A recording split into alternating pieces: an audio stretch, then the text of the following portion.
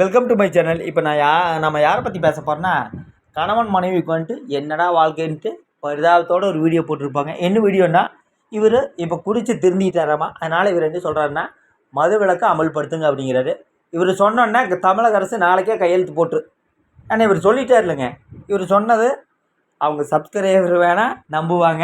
ஆனால் அவங்க சப்ஸ்கிரைபருக்கு என்ன வேலைன்னா, இவர் என்ன சொன்னாலும் ஆமாங்கண்ணா சரிங்கண்ணா அப்படித்தான் போட்டு பழக்கம். அப்புறம் மது விலக்கு பற்றியெல்லாம் பேசுகிறாரு. இப்போ இவர் ஒரு வருஷத்தில் ஃபுல்லு போதை போட்டு வாயில் சிகரெட்டு மது பாட்டில் கையில் காட்டிட்டு அப்புறம் காருக்குள்ளே உட்காந்து ஒரு பிட்டு பீர் அடித்து தீக்கிறட்டு வீடியோவில் போட்டிருப்பார்.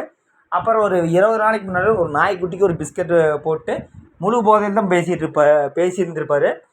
அப்புறம் பார்த்திங்கன்னா மஞ்சக்காமலை வந்திருக்கு இவருக்கு.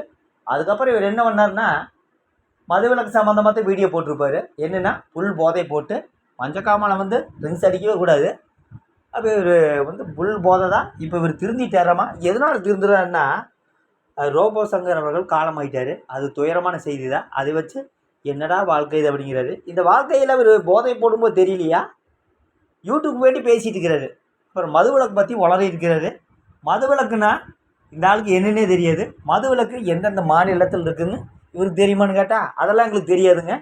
நான் வீடியோவில் பேசுவேன்.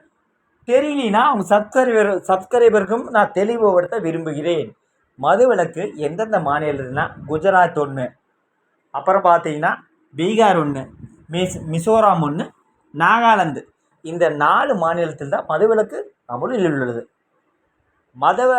மது எங்கே அதிகமாக உற்பத்தி ஆகுதுன்னு பார்த்தீங்கன்னா உத்தரப்பிரதேசம். இதெல்லாம் இளவரசனோட சப்ஸ்கிரைபருக்கு தெரியாது.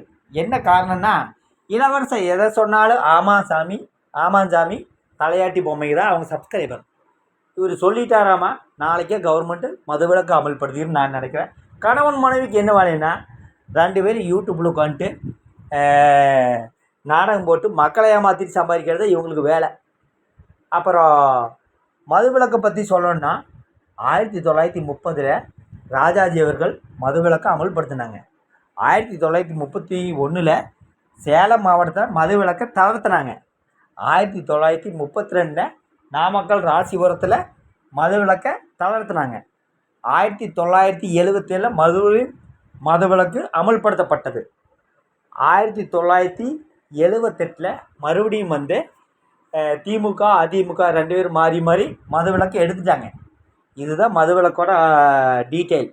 இதெல்லாம் நம்ம இளவரசனுக்கு தெரியாது. இளவரசன் இப்போ குடிச்சிட்டு திருந்திட்டாராமா. உடனே மது விலக்கு அமல்படுத்தோன்ட்டு நேற்று ஒரு ப்ரெஸ் மீட் மாதிரி கணவன் மனைவிக்கு பேசியிருப்பாங்க.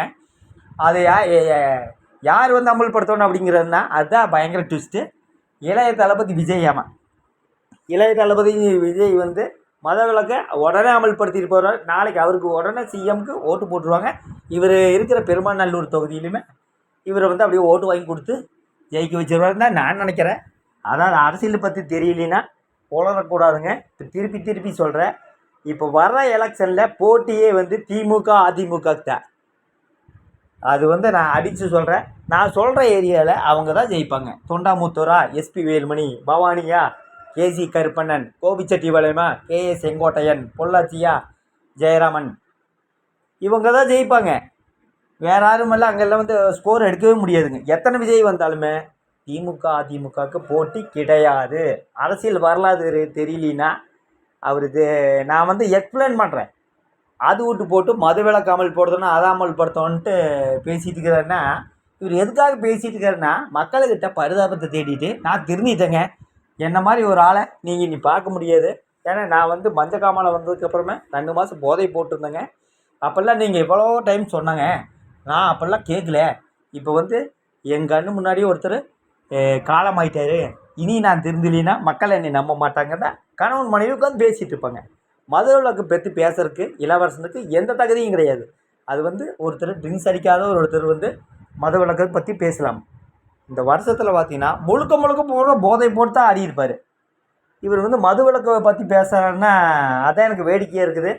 மது விலக்கை பற்றி யார் வேணால் பேசலாம். ஆனால் அது ஒரு ட்ரிங்க்ஸ் அடிக்காதவர் ஒருத்தர் பேசினா பரவாயில்ல. இவர் வாயில் சிகரெட் வச்சுட்டு மது பாட்டில் கையில் காட்டினவர், அவர் வீட்டுக்குள்ளேயே இவர் பீர் அடிக்கிறாரு. அதை வீடியோ எடுக்கிறதாருன்னு பார்த்தீங்கன்னா அவங்க ஒய்ஃபு காயத்ரி அம்மையார். இது இந்த ஒரு 8 மாதத்துக்கு முன்னாடி நடந்தது. ஆனால் இவங்கெல்லாம் வந்து மதுவிலக்கு பற்றி பேசலாமான்னு கேட்டால் பேசக்கூடாதுன்னு தான் நான் சொல்லுவேன். மதுவிலக்கு தெரியலனா அது வந்து எக்ஸ்பிளைன் பண்ணிக்கிங்க. அது அமுல்படுத்த முடியாது, எந்த காலத்திலும் அமல்படுத்த முடியாது. மதுவிலக்கு ஏன் அமல்படுத்த முடியாதுன்னா, கிட்டத்தட்ட 50,000 கோடி வருமானம் இருக்குதுங்க. அந்த வருமானத்தில் தான் தமிழக அரசுக்கு நிதி இருக்குது. வேறு எந்த துறையிலும் நிதி கிடையாது. உங்களுக்கு இலவச திட்டம் வேணும், இலவசமாக பஸ்ஸிலையும் போகணும், மதுவிலக்கு அமல்படுத்தோன்னா அது நடக்காத விஷயம். எந்த கவர்மெண்ட்னாலும் அதை அமல்படுத்த முடியாது. அது இளவரசன் சொல்லுவார். இளவரசன் சொல்லிட்டாருன்னா நாளைக்கே வந்து தளபதி வந்து உடனே கையெழுத்து போட்டுவார். முதல் கையெழுத்து மதுவிலக்காக இருக்குன்னு நான் நினைக்கிறேன். மொத்தத்தில் யூடியூப்பில் இவங்களுக்கு என்ன வேலை தெரியுங்களா? கணவன் மனைவி உட்காந்துட்டு பேசுவாங்க, அப்புறம் பார்த்திங்கன்னா சட்டை பிடிப்பாங்க. என்ன காரணம்னா எந்த வேலை வெட்டிக்கும் போகிறதில்ல, இதுதான் வருமானம். உளறிட்டு கிடக்கிறது. மதுவிலக்கு அமல்படுத்தணும் யூடியூப்னு என்னென்ன யூடியூப் ஸ்டுடியோவாமா, யூடியூப் அவங்களுக்கு வேலை செய்கிறவங்களுக்கு காசு, ஆனால் யூடியூப் வருமானம் இல்லை அப்படிங்கிறது.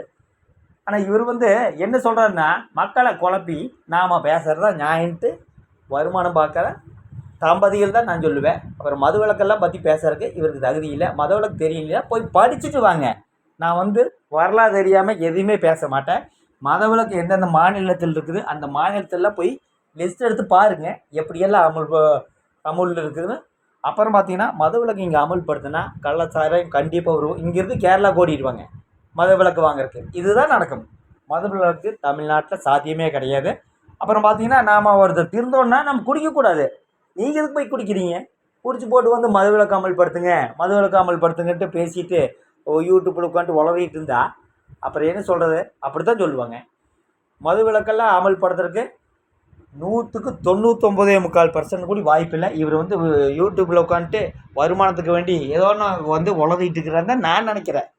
மொத்தத்தில் பார்த்தீங்கன்னா மதுவிலக்கு தமிழ்நாட்டில் அமல்படுத்த முடியாது. இலவசம் மாதிரி நாலேஜ் இல்லாத பர்சனுக்கு இதெல்லாம் தெரியுமா இல்லை தெரியலேன்னு எனக்கு தெரியல. மொத்தத்தில் பார்த்தீங்கன்னா மதுவிலக்குன்னா என்னென்ன போய் புக் எடுத்துகிட்டு வந்து போய் படித்து பார்த்துட்டு அதுக்கப்புறம் பேச சொல்லுங்கள். அது விட்டு போட்டு மதுவிலக்கு உடனே தளபதி வந்து அமல்படுத்திடுவேன்ட்டு ஒரு கட்டுக்கதை விடுறாரு.